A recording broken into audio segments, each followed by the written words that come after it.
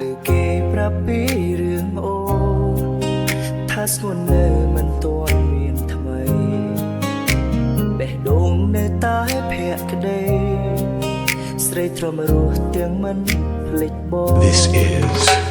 DJ Pion Remix ថាអូននៅដូចមុននៅទន់ភ្លន់ដូចគ្រាកនឡនៅតែរំលឹកពីបងលឺម្ដងទ្រង់បងស្ទើរបាយ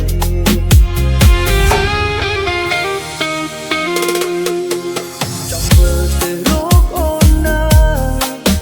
អត់ដឹងសំសាចាំងបងអើយតែយើងចប់យូរណាស់ហើយបបក្រោយមិនបានឡើយថ្លៃចង់ធ្វើរកសំសាចាតែបារម្ភពីសំសាថ្មីខ្លាចគេត្រូវឈឺរីងរៃព្រោះស្គាល់គេទៅបងចែស្មោ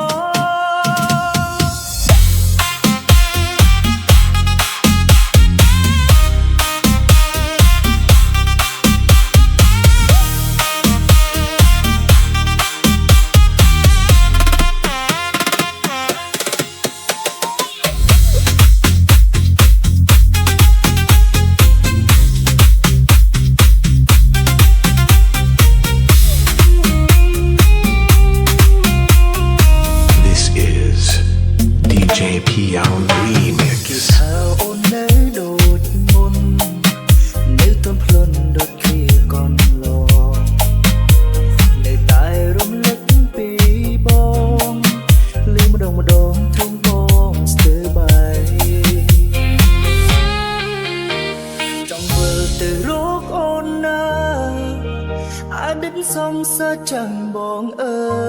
យតែយើងចប់យូរណាស់ហើយបបក្រោយមិនបានឡើយថ្លៃចង់វិលរកសង្សារចាតែបារម្ភពីសង្សារថ្មីខ្លាចគេត្រូវឈឺរីងរៃព្រោះស្គាល់គេទៅបងចែស្មោចង់វិលទៅរកអូនណាអតីតសង្សារចាំងបងអើយតែយើងចប់យូរណាស់ហើយបបក្រោយមិនបានឡើយថ្លៃចង់វិលរកសង្សារចាតែបារម្ភពីសង្សារថ្មីខ្លាចគេត្រូវឈឺរីងរៃ